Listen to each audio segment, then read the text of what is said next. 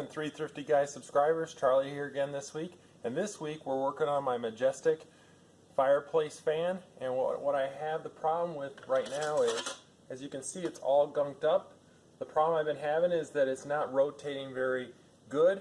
And so in this episode I'm going to be actually cleaning it out. So first off, in order to get this to work, I had to remove the screws from the back of the fireplace in order to get this out, in order to replace it.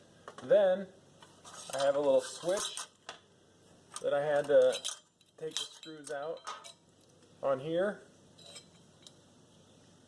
And then I had a heat sensor that senses when it gets to 120 degrees or more that was bolted to the top of the fireplace right underneath the center, and it detects when it gets to a certain temperature, then it kicks on the fan.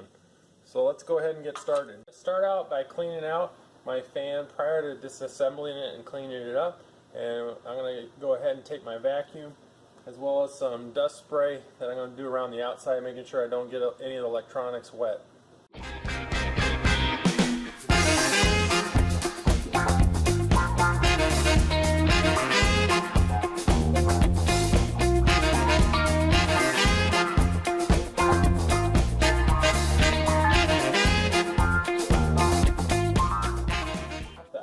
Cap on the outside, like so I can clean inside there too.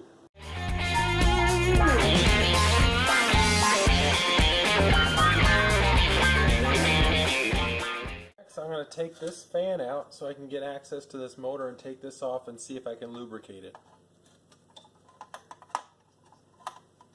So I got to push it this way towards the magnetic motor, then lift it up slightly, making sure I don't bend the fan, and then pull. Sure enough, it came loose. There's a bunch of dust in there, as well as this component right here is the one that's not turning very well. So we'll try and get that working better. So I'll go ahead and clean this out as well.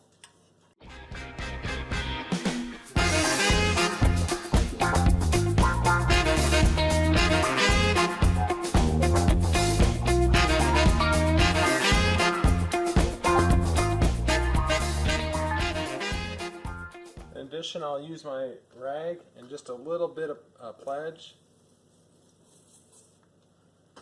just to get this cleaned out as well. Make sure it's all clean.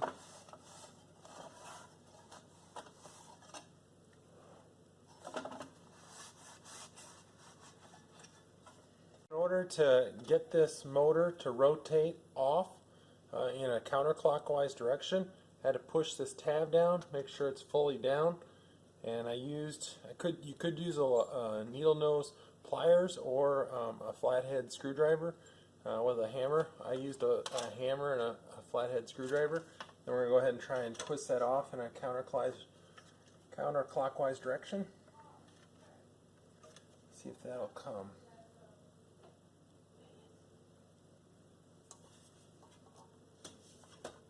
Off. Finally got it, and it comes off. So I'm going to go ahead and clean that out as well.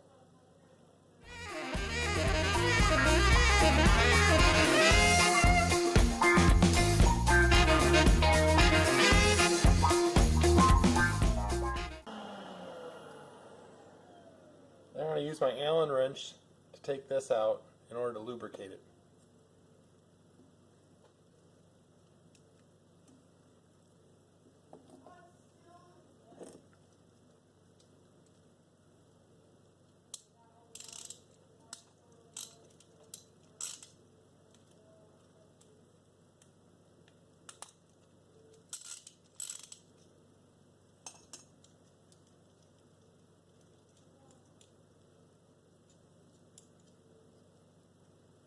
So you can see this right there is the thing that's not turning very well. We're going to see if we can lubricate it some. Got them both loosened. Now we should be able to get it off.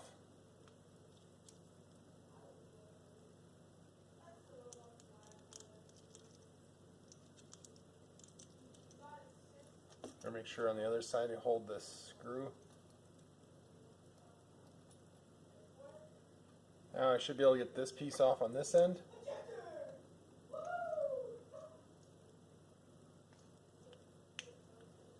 Take this rubber tab off at the end so it can come through. There we go. It should be able to slide right through. Now we're going to take some of this 3-in-1 multi-purpose oil and put it inside there in order to get it more lubricated.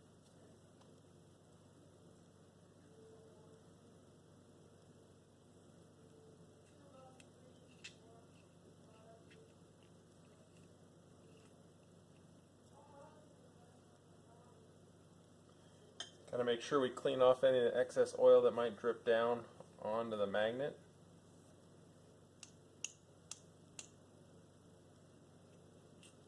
It's working a lot better now. Just need to make sure that oil gets all the way in there. Really lubricates that. A lot better than it was before.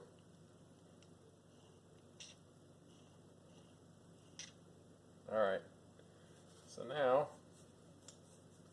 just need to make sure I don't have any excess around it. Put it back in.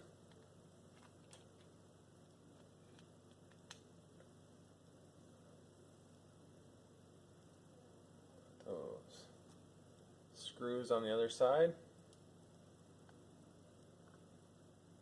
like so. I need to make sure put it on the same way on the other end, like so.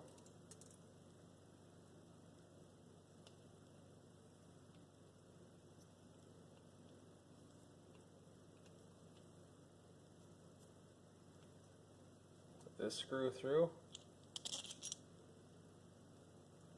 Get this on the other end.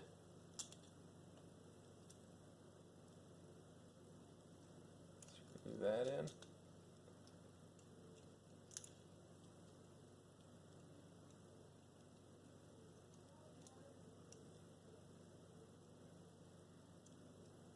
Get the other side on too.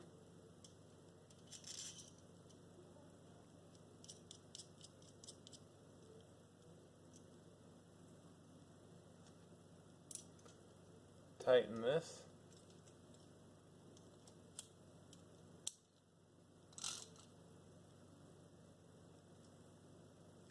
And tighten the other side. Should be able to test it out. It's working really good, a lot better than it was before. So now we should be able to put it back in, attach it, rotate this into here in a clockwise direction this time. Should snap. There you go. Now I need to make sure I push this tab down right here to prevent it from spinning around.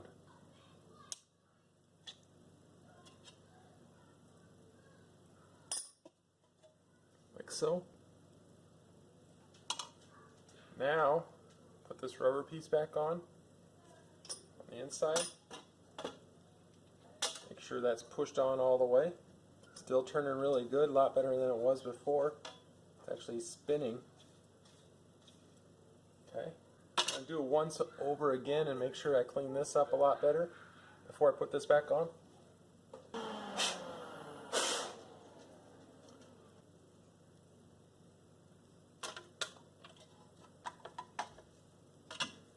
Alright, I got that on now. Now I'll put this rubber butt back on the end. Should look like so. And I need to make sure I put this brace on that bolts the electric motor to the casing. Make sure I got this in there right too. That stabilizes it.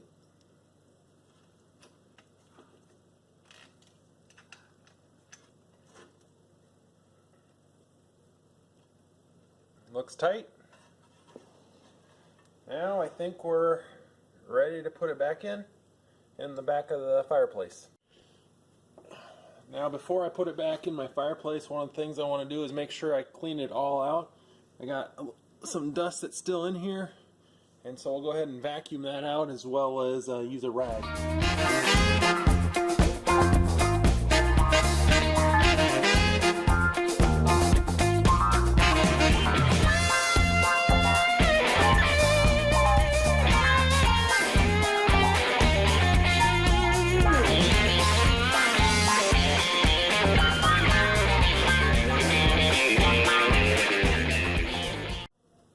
Now I need to put this back in there. I don't damage the fan in any way.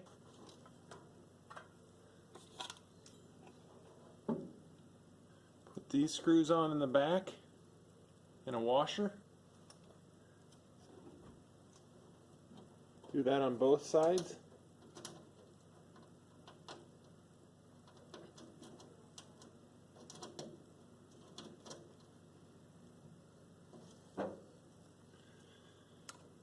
Then I'll put my fan regulator back in. And then the screws associated with that.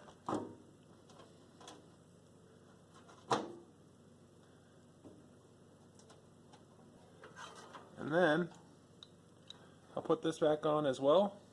The heat sensor that goes up top. So now it looks like this.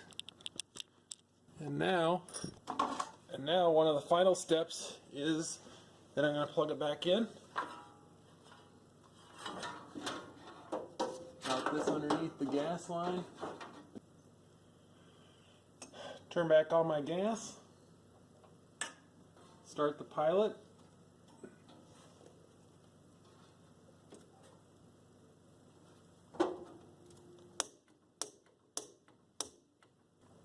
And then turn on my fireplace. Now we'll just wait and we'll be able to see the fan turn on here in a second.